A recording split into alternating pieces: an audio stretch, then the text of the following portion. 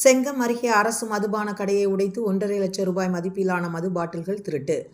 மதுபான கடையில் வைத்திருந்த சிசிடிவி கேமராக்களை உடைத்து எடுத்து சென்ற மர்ம நபர்கள்.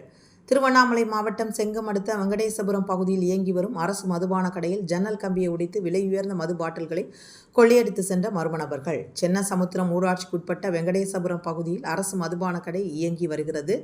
ஆள் நடமாட்டம் இல்லாத பகுதியில் இயங்கி வரும் இந்த மதுபான கடையில் ஜன்னல் கம்பியை உடைத்த மர்ம நபர்கள் உள்ளே இறங்கி உள்ளே இருந்த 250 ரூபாய்க்கு மேலே உள்ள மது பாட்டில்கள் மர்ம நபர்கள் திருடி சென்றுள்ளனர். இன்று மதியம் வழக்கம் போல் கடையை திறக்க வந்தபோது ஜன்னல் கம்பிகள் உடைக்கப்பட்டு இருப்பதைக் கண்டு அதிர்ச்சி அடைந்த மதுபான கடை ஊழியர்கள் செங்கம் போலீசாருக்கு தகவல் அளித்துள்ளனர்.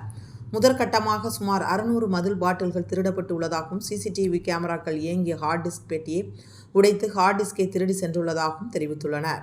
திருட்டு சம்பவம் தொடர்பாக செங்கம் காவல்துறையினர் வழக்கு பதிவு செய்து விசாரணை மேற்கொண்டு வருகின்றனர். மா கலைமணி, செய்தியாளர், செங்கம், திருவண்ணாமலை மாவட்டம்.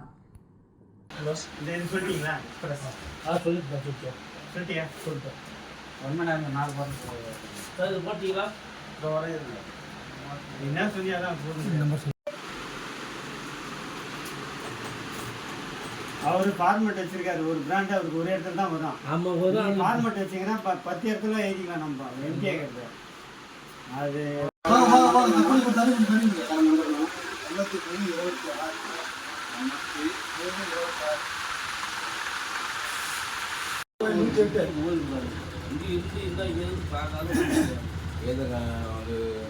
உங்களுக்கு தான் போன போகுது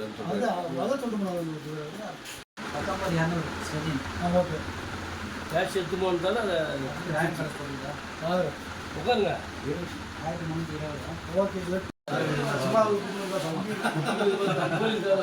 அவ்வளோ பண்ணுவா